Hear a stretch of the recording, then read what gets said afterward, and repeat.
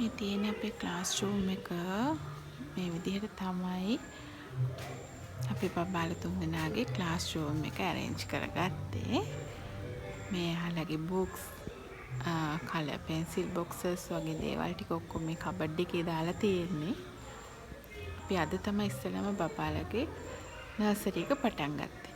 ඇත්තටම මෙයාලා දැන් අවුරුදු 3යි මාස 4ක් වගේ වෙනවා. ඉතින් මම හිතුවා යාළුවා වෙනම එළිය නර්සරි එකකට යවන්න නැතුව ගෙදරම ක්ලාස් එක කරන්න. මොකද මමත් නර්සරි හිටපු ටීචර් කෙනෙක් නිසා මට හිතුණා ගෙදර කරන එක හොඳයි. මොකද ඒ තුන්දෙනෙක් ඉන්නවා. මේ තියෙන යාළුවගේ බාත්රූම් එක.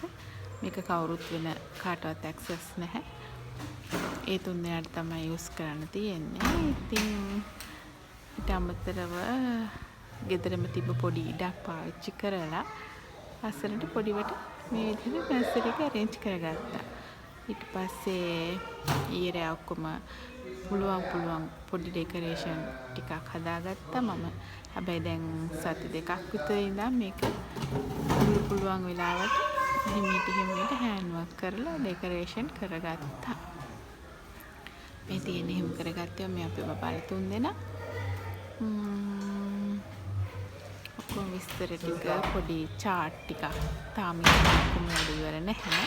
ඒකට අද පටන් ගත්ත නිසා අපිට අත්‍යවශ්‍ය දේවල් ටික ක්ලාස් එකට දාගත්තා.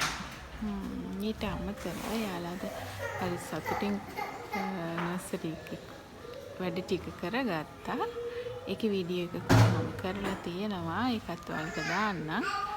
ඔයාලට තනියම ගෙදර ඉඳන් කරන්න මේ වගේ නර්සරි එකක් අදහසක් තියෙනවා නම්, Tamanට හැකියාව තියෙනවා නම්,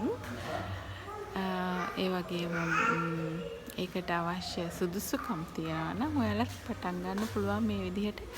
ඔන්නේ ඒ තුන්දෙනාට මම ගත්ත ඩිසයින් චෙයර්ස් ටික.